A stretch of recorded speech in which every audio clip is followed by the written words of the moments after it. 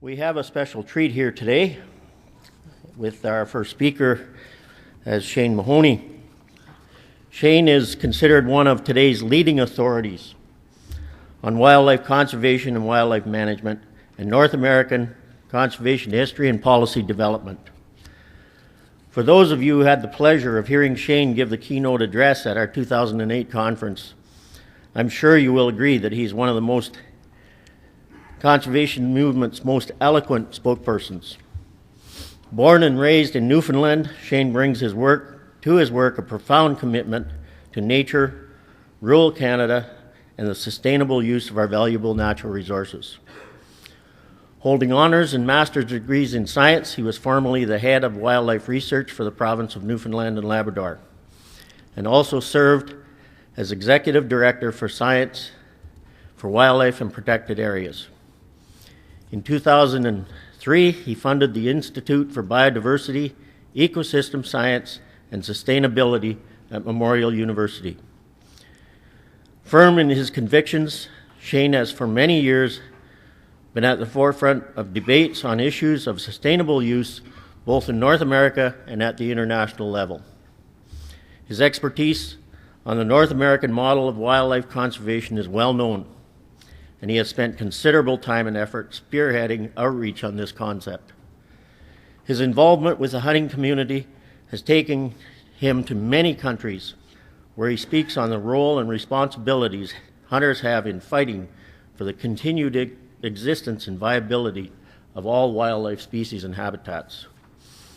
A passionate hunter himself, he is critical of the emphasis placed on the killing of wildlife by many of the hunting media and encourages instead to focus on the spiritual and emotional aspects of the hunting experience. Shane's terrific work and his field research programs are well known. By far, his best known work has focused on predatory-prey interactions and the population dynamics of large mammals, caribou, moose, and black bear in particular. His work has been published in a wide range of journals and international symposia, and he has been involved in countless television programs and films, including the production of award-winning films with the BBC and National Geographic. He serves on the World Conservation Union as an international liaison for the Wildlife Society. He's a professional member of the Boone and Crockett Club, board member of Conservation Force, is a life member of the Dallas Safari Club, the Wild Sheep Foundation, and Safari Club International, and currently serves as president and founder of Conservation Visions. Shane is the recipient of the Public Service Award of Excellence from the Government of Newfoundland and Labrador, and has been listed as one of the most influential conservationists in Canada and North America. Last, but by no means least, Shane has partnered with the OFAH to lead the groundbreaking 2012 National Fish and Wildlife Conservation Congress in Ottawa, the first of its kind in Canada, and a watershed event within the Canadian conservation movement. He has a long and fruitful relationship with the OFAH, and we are delighted to welcome him back. Please join me in welcoming Shane Mahoney.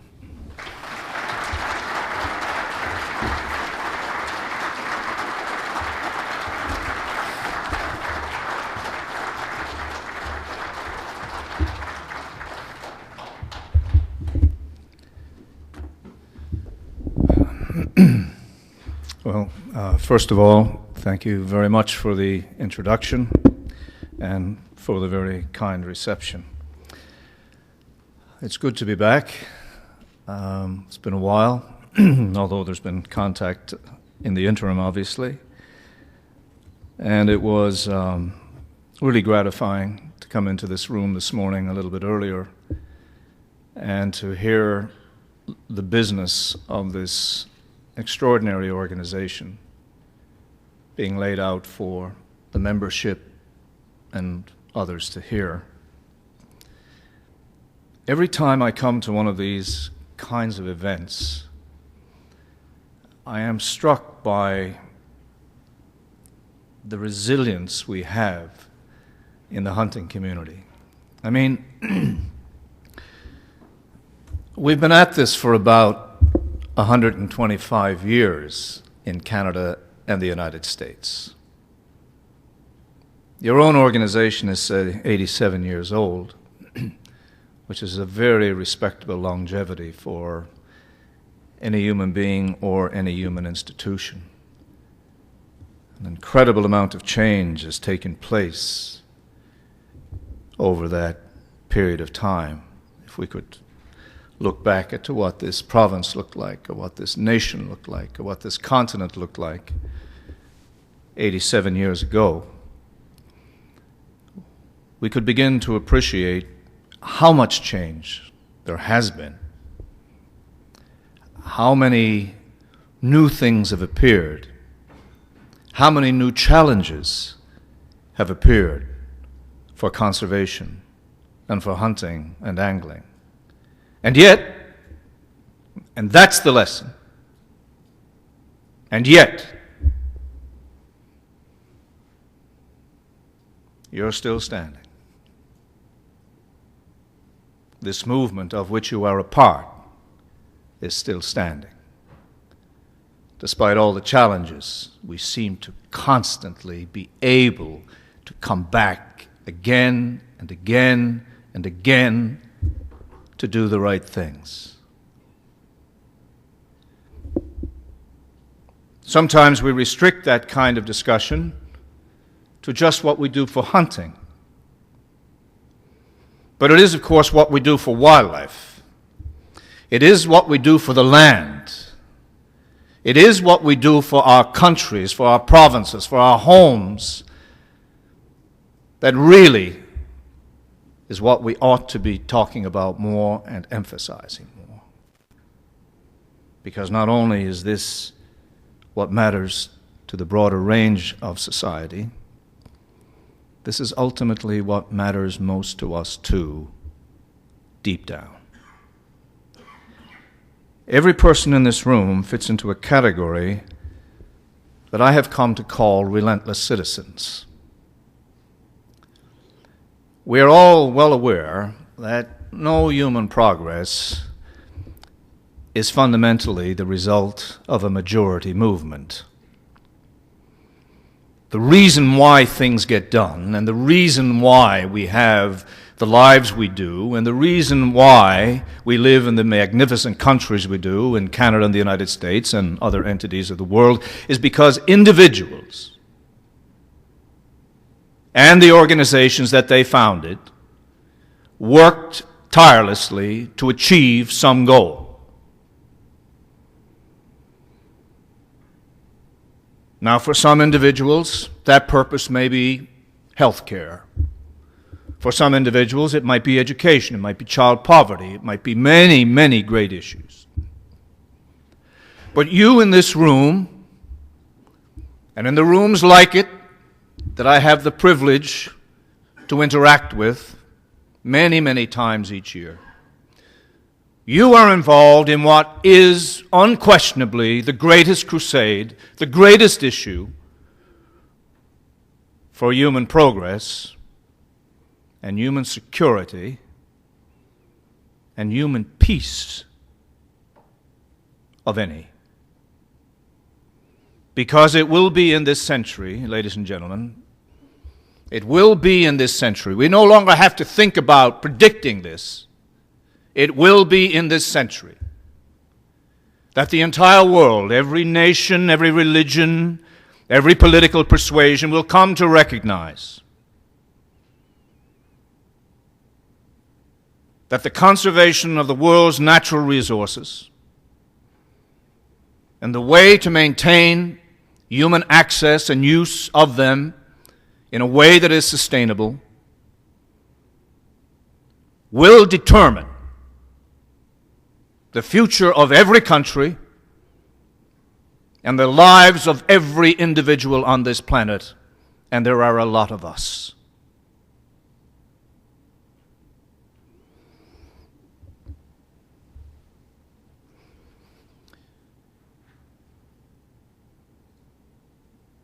The history of human thought and human progress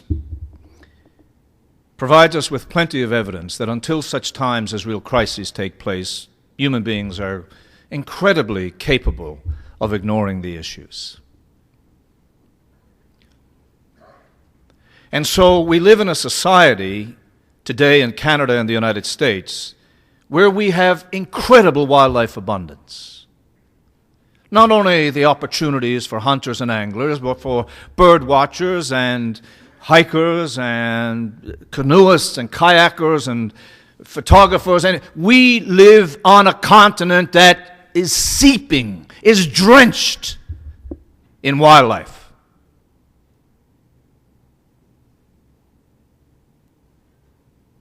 We live in a time and in a space where we can jokingly refer to incredible species like Canada geese or snow geese or white-tailed deer in some parts of the continent as too many, too abundant. Isn't this incredible in the 21st century?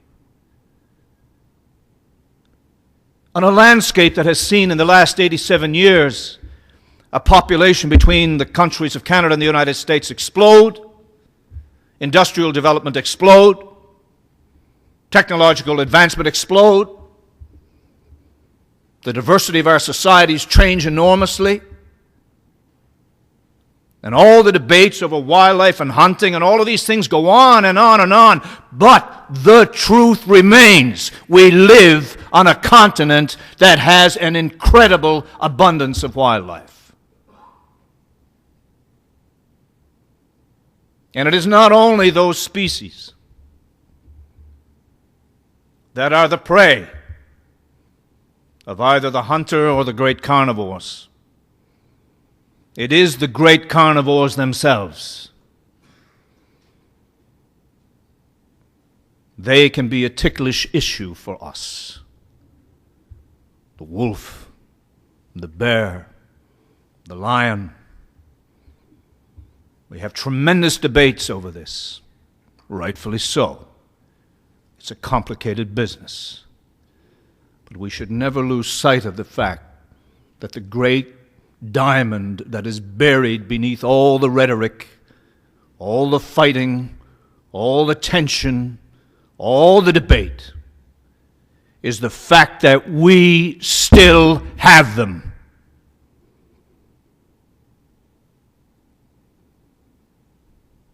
We still have them. The great snow dog, the wolf. The great bears, the white, the brown, the black. The lions. That is the achievement, ladies and gentlemen. And as we struggle to determine how we manage all wildlife, we have to remember that one of the greatest gifts we are given as Canadians, as Newfoundlanders, as people from Ontario, as people from the United States, from Montana, from wherever, one of the greatest gifts in our lives is the fact that we have that wildlife. Whether we choose to hunt them or not is not the great issue. The great issue is that we still have them.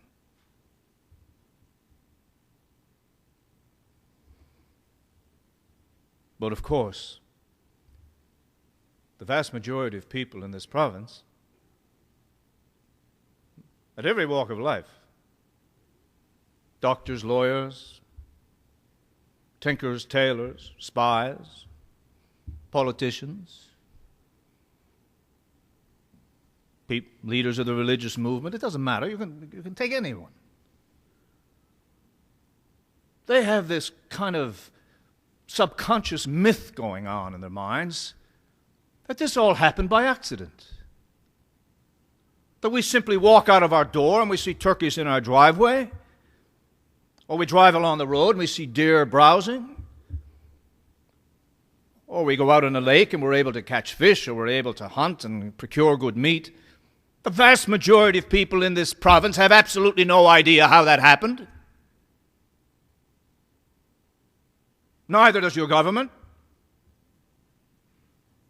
provincially or federally. I'm talking in the big picture. There may be some educated few, but the majority have no idea.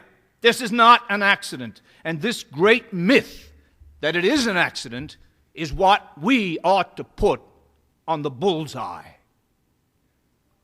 Because that has to be changed.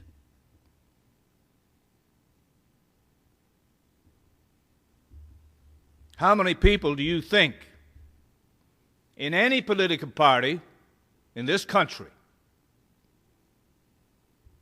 in any province in this country, or in any state in the United States of America, how many do you think realize that if we had had an Endangered Species Act in 1910 or 1915 in Canada and the United States, that we would have listed not just the bison, which everyone knew about, but we would have listed elk and white-tailed deer and pronghorn and black bear and wood duck and Canada goose and wild turkey and mule deer and beavers and a host of others. You think I exaggerate? No, I don't exaggerate. The numbers of those species across this continent were so low that if we had had that legislation in the 1910s and 1920s, every single one of them would have been on it.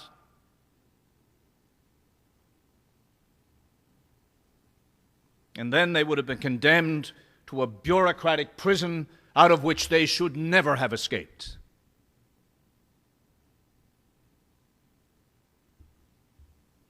So how did we get from there to here is a message that we need to bring to the world. It did not happen by accident. It happened because people in both countries cared. It happened because there were meetings just exactly like this one, where all that was different really was the fact that people dressed in slightly different clothing.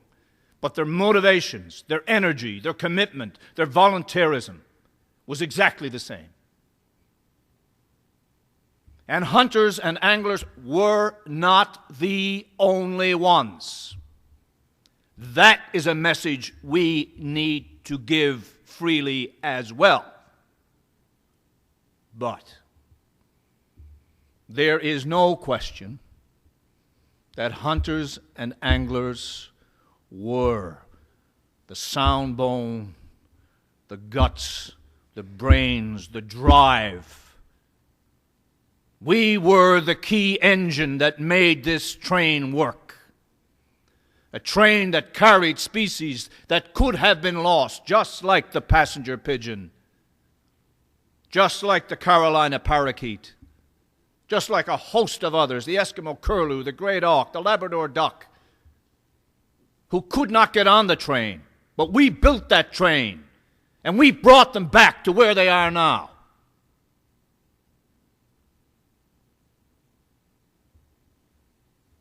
I'm just in the middle of finishing a second monograph for a European journal on conservation in North America. They asked me if I would lead an effort to describe conservation in North America. I said I'd be delighted to do it for you. But I said, understand that if we talk about conservation in North America, we will talk about hunting and angling in and out of every manuscript. The evidence is there, ladies and gentlemen. It is not Shane Mahoney's opinion. It is not your opinion.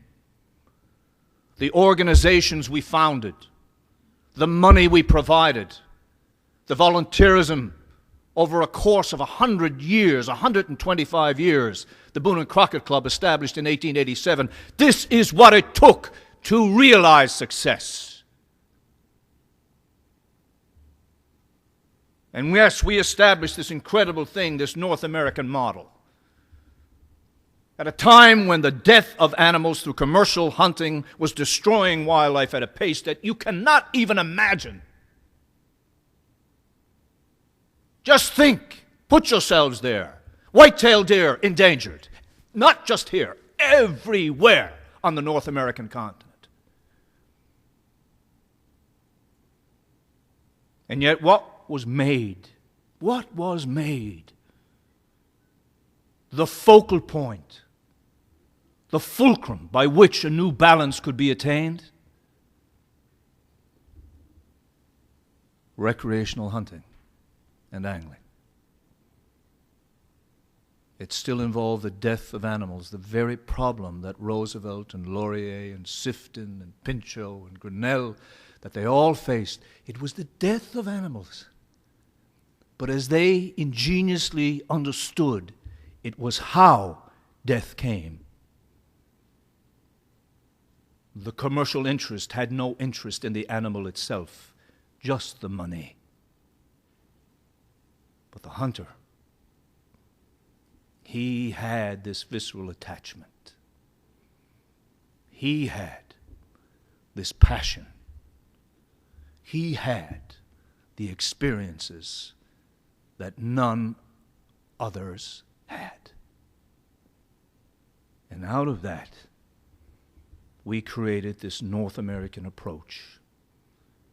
Legal access for all, using science as the basis for our decision-making, treating the great flocks of waterfowl that move between our nations as international resources that no country really owned, and working together to support them, building laws and institutions, state agencies, federal agencies, provincial agencies, funding mechanisms, university programs. The public thinks this all happened like the clap of thunder.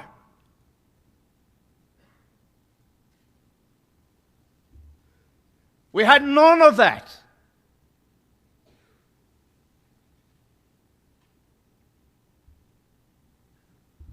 Are they any better informed now than when I spoke about this first 25 or 30 years ago? No. And there's a reason for that.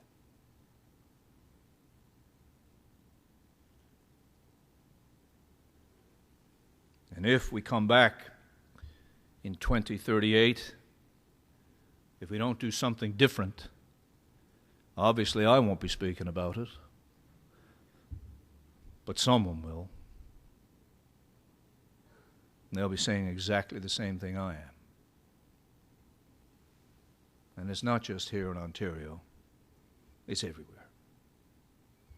That's why we still have these silly debates rather than getting on with the job of conservation. That's why none of your politicians really get it. I know there's a few exceptions, but God Almighty, it's ridiculous how little they know.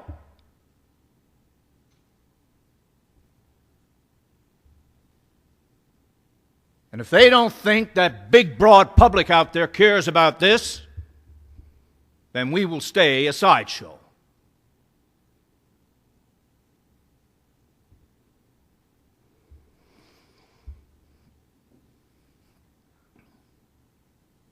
In the last couple of days, I've had two really important pieces of information come across my desk. Fortunately, my desk is nicer now. I'm no longer with government. It makes an enormous difference. I understand imprisonment and freedom a lot better now. One was a study that was just done out of Cornell University by Aldo Leopold Award winner and a great researcher, Dan Decker, and his colleagues, where they studied bird watchers, hunters, and people who were both hunters and bird watchers.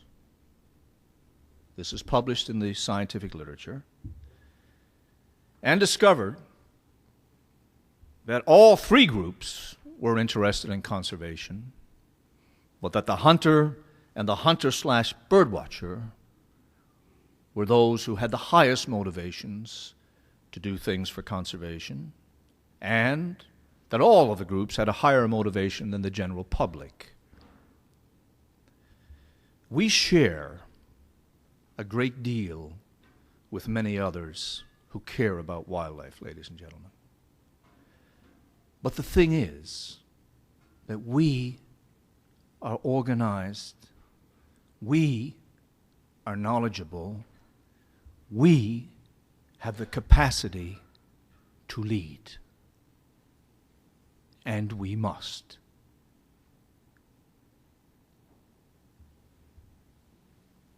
The second thing that came across my desk was the last essay in a journal called Conservation Biology by a man by the name of David Orr. David has been writing a column for Conservation Biology since 1988. He just finally stopped. Conservation biology, as many of you may know, is that aspect of biology that sort of conflicts to some extent with the sustainable use of animals. It's more, in quotation marks, protectionist. A generality. David's final comments in his column was that how he wished that over all those years of trying to do things for endangered species and other issues of great concern, that his movement, that his part of the business had spent more time speaking to truck drivers, more time speaking to single mothers trying to get by on 2 jobs, more time trying to work with the average citizen, and less time speaking to themselves. It seems to me, ladies and gentlemen, that we know what needs to be done. I've been a scientist all my life. I do not believe that we are hamstrung by science right now. I believe we have enough knowledge to make a huge difference. I believe that we are in a position collectively to do the greatest things for wildlife that have ever been done. And I think we are in a position more than almost any time before to suddenly see a resurgence with respect to hunting. Now, I want to explain that.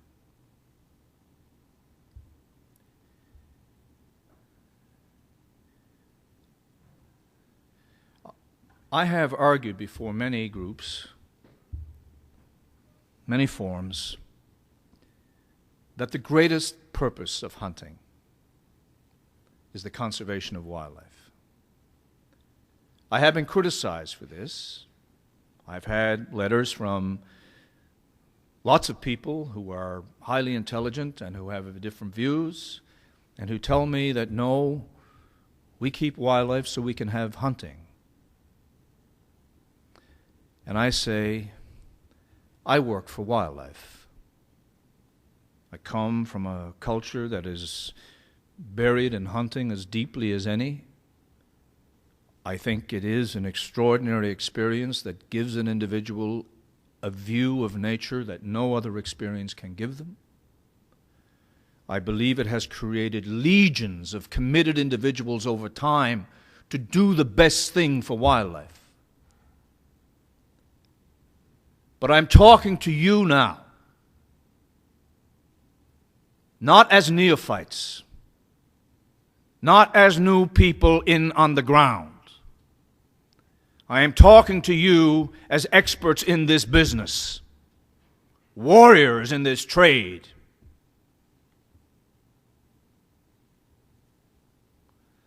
We have to develop a style of leadership that clearly articulates that our fundamental quest is to ensure that those creatures survive in abundance, regardless of what else society does.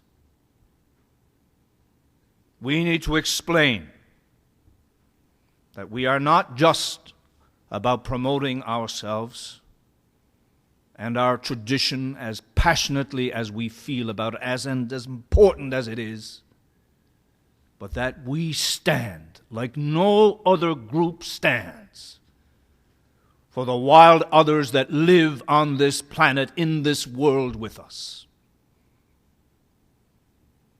And I ask you in this room, you who have seen it, you who have been in the snow, you who have experienced the rain and the wind and the fall leaves and the spring hunting and the experiences of seeing them and not finding them, of taking them, of eating them, of sharing them with others. You who have all of those experiences that only about 6% of us have, I'm asking you right here, right now, to imagine a world where hunting is gone. And then I want you to imagine a world where wildlife is gone.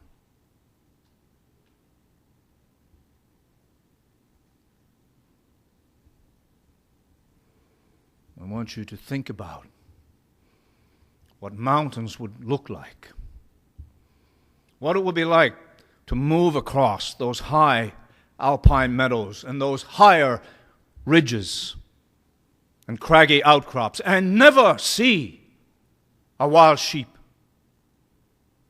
never see a goat,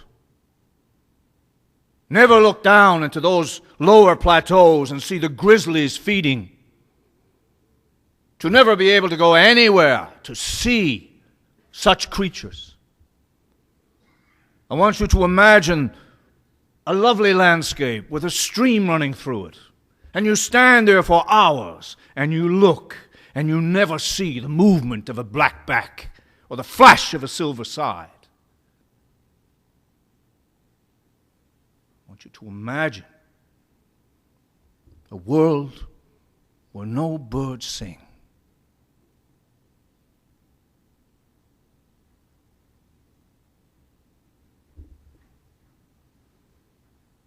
Well, ladies and gentlemen,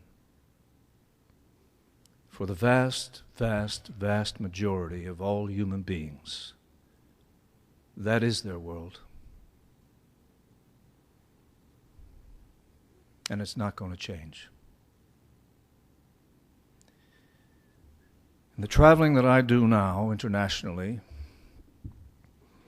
I see little people, 2 and 3 years of age, and even littler people. And I can look at them and I can say, not only will they never see a wild creature, I mean never, never. Not only will they never get to visit a wild place where nature is on display, not only will they never have a chance to simply sit back in an autumn sun with a west wind and look at black bears crawling on their bellies as they shovel berries into their mouths, they will never see anything beyond a few insects that crawl. They'll never have a new coat or a home or an education or any of those things. Despite all human efforts, ladies and gentlemen, there are billions of people in the world. That is their lives.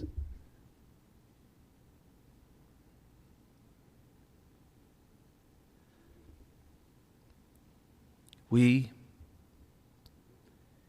are blessed beyond measure. We live in Canada and the United States in an Eden. And part of what has made it an Eden is that hunters and anglers and their friends and colleagues who supported them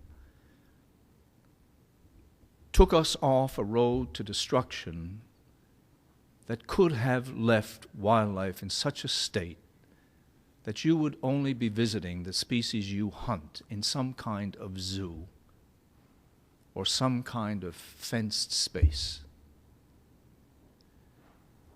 Except for what we did, we would have lost the elk and the pronghorn and all the grizzly bears, even the whitetails. And so now this beautiful world in which we live is a world of our making. It is an incredible story. And it is part of what distinguishes our lives from the lives of so many others on this same spinning planet that we all share.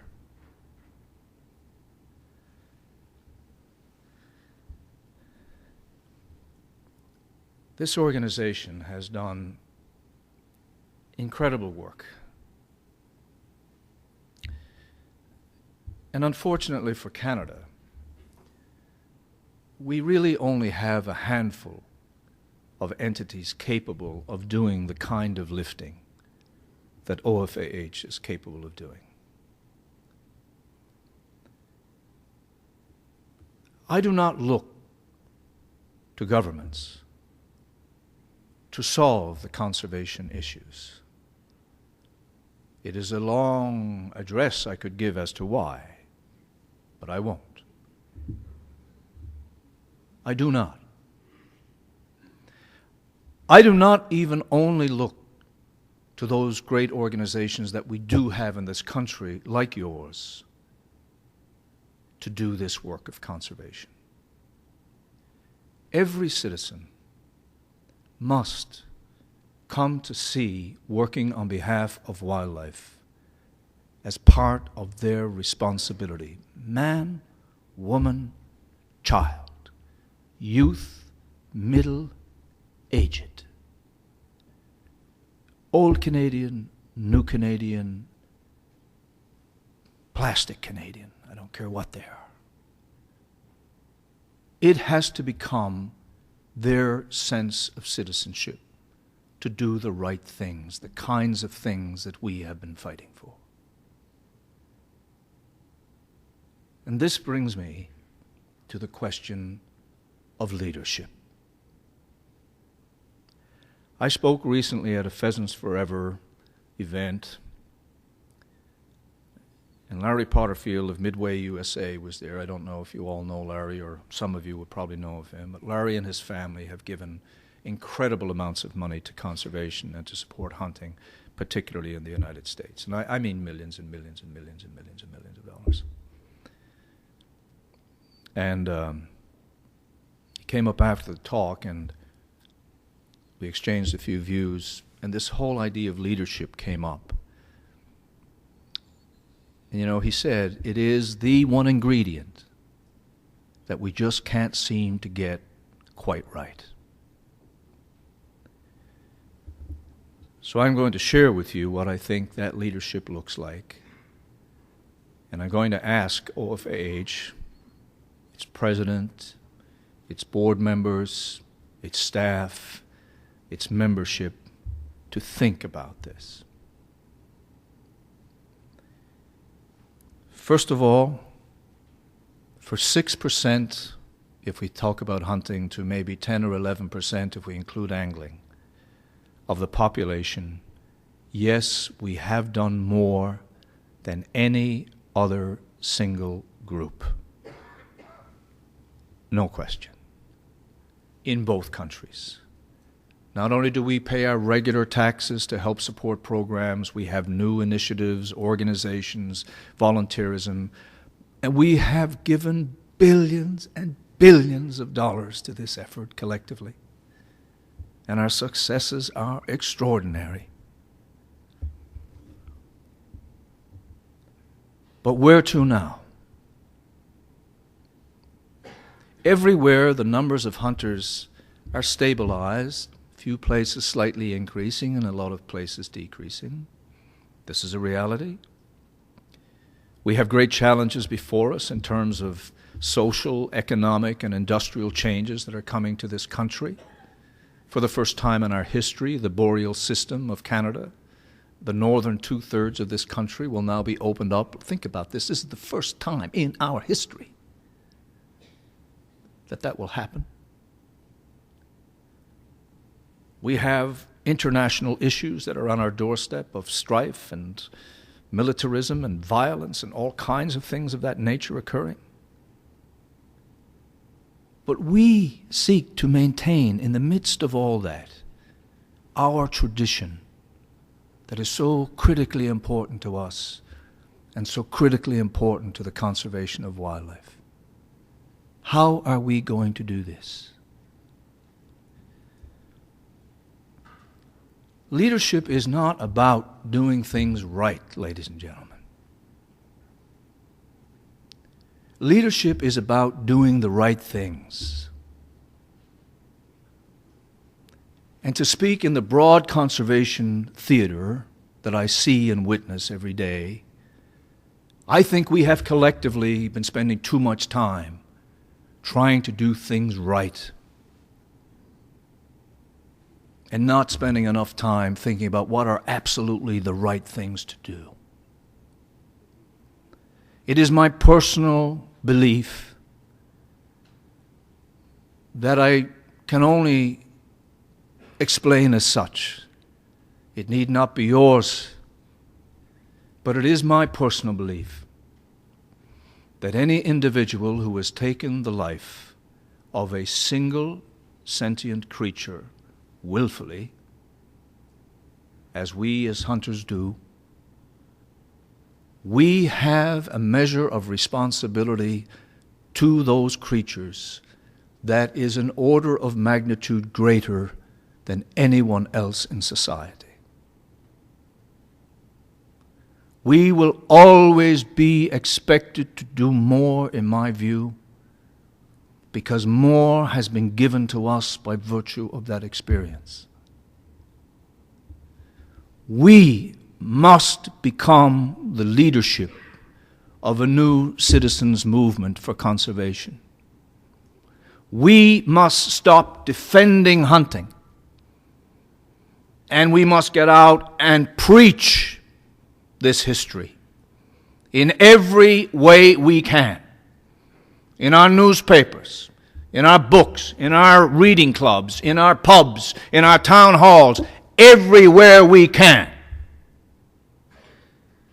Because we need the truck driver.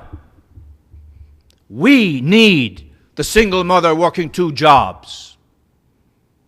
We need society to understand what wildlife means, why conservation matters. And we need them to understand at the same time what we are capable of doing in its service.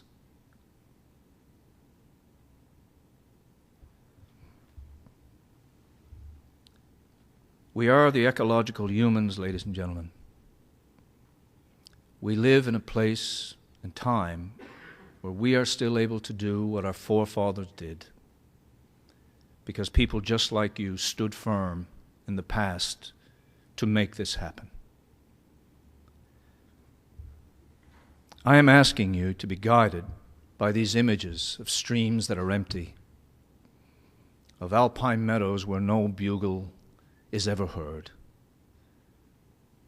where the great flash of a brown bear chasing salmon is just something in recorded history,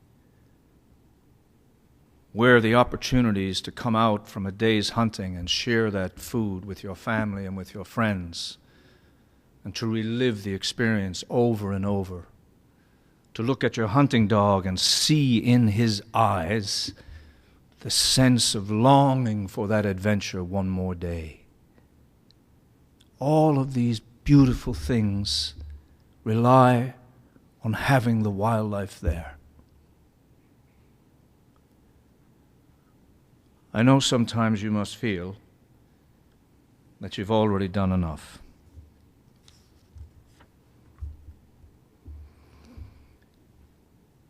But unfortunately, this is the way life is. Those who care do more. And those who do more care more. And so it goes. I don't come to these events to simply say how good a job you do, but I want to make sure you understand that that's what I feel. But I am motivated by the experiences in my life, not just with wild creatures, who made me what I am. They made me what I am. It wasn't university or my parents or my friends.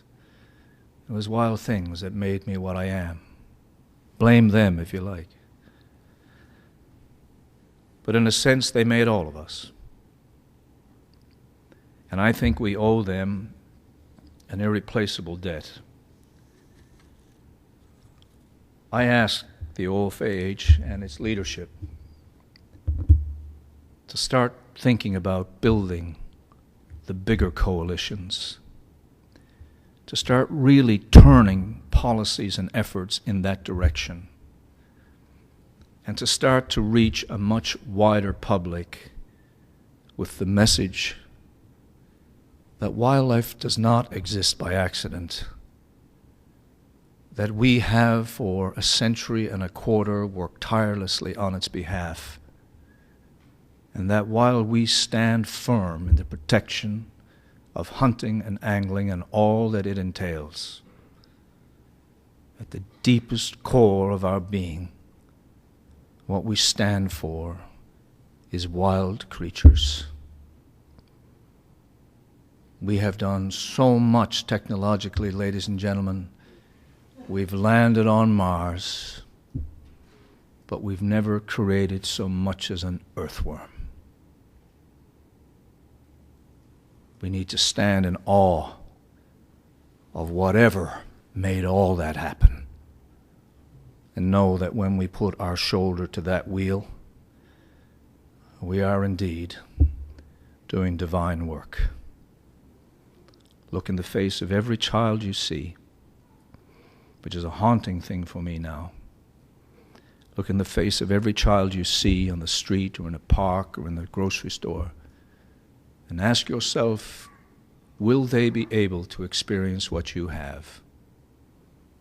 And then answer the question, and that answer will be, only if I do even more.